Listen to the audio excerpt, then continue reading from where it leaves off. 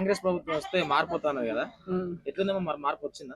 కాంగ్రెస్ ప్రభుత్వం వస్తే మార్పు కాదు కదా, ఎక్కడ వేసిన గొంగడ అక్కడే ఉంది. దొంగతనాలు దోపిడీలు ఎక్కువైనాయి. అసలు ఏ మాత్రం కూడా లేదు. తెలంగాణ మా కేసీఆర్ గారు ఉన్నప్పుడు చాలా బాగుండేది. అలాంటిది ఇప్పుడు ఆడోళ్ళు ఒంటరిగా, అప్పుడు కేసీఆర్ అన్న ఉన్నప్పుడు మేము ఆడోళ్ళం ఎక్కడికి వెళ్ళినా ఒంటరిగా వెళ్ళినా మాకు భయం లేకుండా, ఇప్పుడు ఒంటరిగా వెళ్ళాలంటే అసలు ఏ మాత్రం దొంగల దోపిడీ. మొత్తం కాంగ్రెస్ ప్రభుత్వం అంటేనే దొంగల దోపిడీ, అంతకు మించి ఏమీ లేదు. కేసీఆర్ మీద రేవంత్ రెడ్డి వేస్ట్, శుద్ధ వేస్ట్.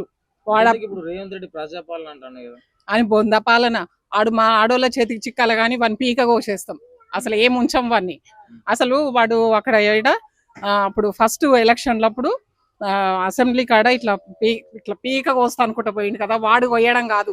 ఇప్పుడు ఆడోళ్ళ మధ్యలోకి వస్తే మేమే వాడిని పీక కోసి ఇన్నే బొంద పెట్టేస్తాం. అసలు అవునండి, ఏం చేస్తుండు వాడు? ఆడోళ్లకు 6 గ్యారంటీలు ఇస్తున్నాడు. ఏమి ఇచ్చిండు? ప్రతి మహిళకు ఇది 2500 ఇస్తున్నాడు. రూపాయి లేదు. వింతందు పెన్షన్, ఈ పెన్షన్లు 4000 చేస్తున్నాడు. కేసీఆర్ 200 పింఛన్ 2000 చేస్తే వీడు అసలు సరిగ్గా వచ్చిన పింఛన్లు 2000 అయ్యాడు అని బొంద. ఆడెందుకు ఇస్తాడు?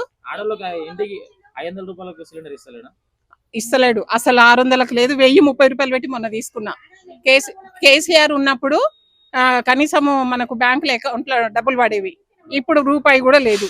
మళ్ళీ ఇండ్లు అందరికి అప్లికేషన్ పెట్టుకుంటే 5 లక్షలు ఇస్తా అంటుండు కదా. ఇల్లు కూలగొట్టినాక వాడేంది ఇచ్చేది? 5 లక్షల ఇల్లు అవుతుందా? వాని చేతనైతే ఇల్లు కట్టించి ఇవ్వాలి. కేసీఆర్ అన్న కట్టించిన ఇండ్లని వీడు రుబ్బుడేంది? వీడు యాక్షన్ పాలన పెట్టుడేంది? ఇప్పుడు 10,000 పెట్టి అప్లికేషన్ పెట్టుకోవాలంట. అప్లికేషన్ పెట్టిన తర్వాత లాటరీ సిస్టమ్ వేస్తాడంట. లాటరీ సిస్టమ్ లో వస్తే 6 లక్షలు పెట్టాలనంట. మరి ఆయన ఏంది ఇచ్చేది మాకు? 5 లక్షలకు ఇల్లు కూలగొడితే బీస్మేట్ కట్టినప్పుడు కొన్ని పైసలు అంట, గోడలు కడితే కొన్ని అంట, స్లాబ్ కు కొన్ని అంట. మరి ఆయన 5 లక్షలలోనే ఇల్లు అవుతుందా? మేము కూలగొట్టుకొని ఉండి బజార్లు ఉండాలా? ఇదేనా వాని పాలన అంటే? కాబట్టి చెర్లలో కట్టిన కూలగొట్టినామంటాడు, అది అంటాడు, ఇది అంటాడు. వాడు ఏం న్యాయం చేస్తుండు అసలు రేవంత్ రెడ్డి? అసలు న్యాయం అనేది లేదు.